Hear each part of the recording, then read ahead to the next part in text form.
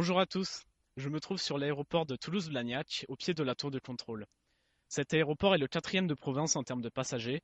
En 2011, ce sont près de 7 millions de passagers qui sont passés par cet aéroport et plus de 55 000 tonnes de fret traitées.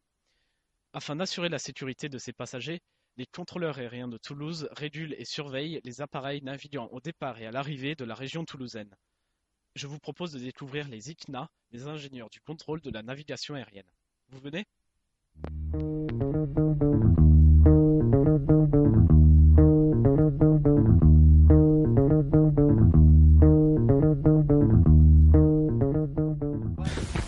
Je suis avec Julien Mouchon, contrôleur aérien à Blagnac.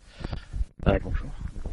Alors, qu'est-ce qui vous a donné envie de devenir contrôleur aérien et quel a été votre parcours scolaire pour devenir contrôleur ici à Blagnac? Savoir que moi j'ai toujours voulu travailler dans l'aéronautique, parce qu'étant petit j'ai vécu à l'étranger, donc j'ai eu la chance de pouvoir voyager, donc j'ai toujours été souvent dans les avions, ça m'a toujours fasciné, et donc je me suis intéressé notamment au métier de l'aéronautique, soit pilote de ligne ou contrôleur aérien, et car ce sont deux métiers donc on est acteur dans le monde de l'aéronautique, des métiers à responsabilité.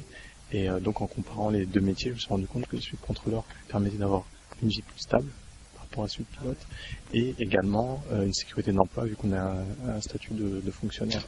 Pour ma formation, j'ai eu un bac scientifique. Ensuite j'ai fait 2 ans de prépa scientifique, maths sup, maths spé. À la fin de mes 2 ans, donc j'ai passé le concours.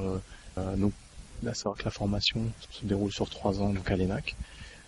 En alternant, donc on alterne les parties théoriques à l'ENAC et les pratiques en centre, et qu'au bout de 1 an et demi à l'ENAC, on a un choix d'affectation à faire. Et moi j'ai eu la chance donc d'avoir pu choisir Toulouse-Blagnac. Que préférez-vous dans votre métier? Alors moi ce que j'aime dans mon métier, c'est tout d'abord les responsabilités qui sont engagées, parce que c'est un métier à responsabilité. Également c'est un métier où il n'y a pas vraiment de routine, où tous les jours en fait où on vient au travail, il y a des paramètres qui changent, notamment avec la météo. Également on parle à la fois en français mais aussi en anglais avec les pilotes étrangers. Donc ça c'est assez sympa. Où on s'ennuie jamais en fait. Quelles sont les contraintes de cette profession?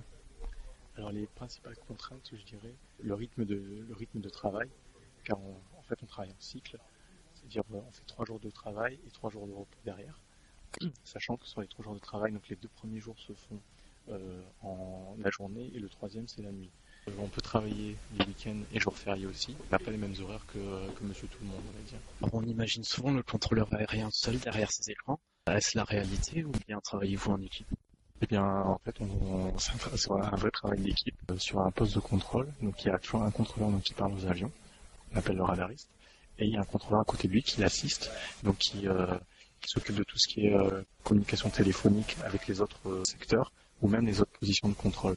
Donc c'est un vrai travail d'équipe. Êtes-vous qualifié pour votre poste en particulier ou bien pouvez-vous occuper des postes différents selon les besoins? Nous sommes qualifiés sur chaque poste en fait du centre. Pendant notre formation, on s'entraîne sur une position précise jusqu'à ce qu'on ait couvert toutes les positions précises. À quoi ressemble une journée type?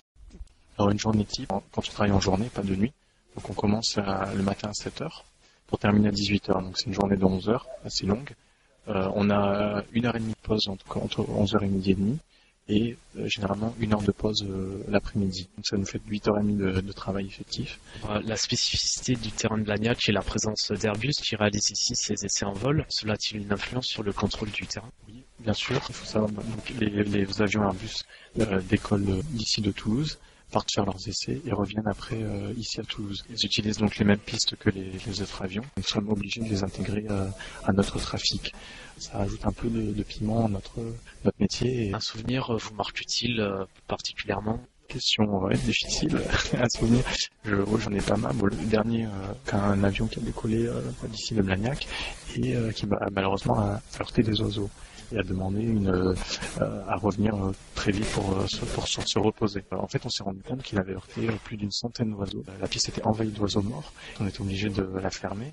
On voyait qu'il était repeint en rouge, quoi. Toute la face avant était en rouge, donc c'est vraiment assez impressionnant. Tout s'est bien passé. Merci beaucoup.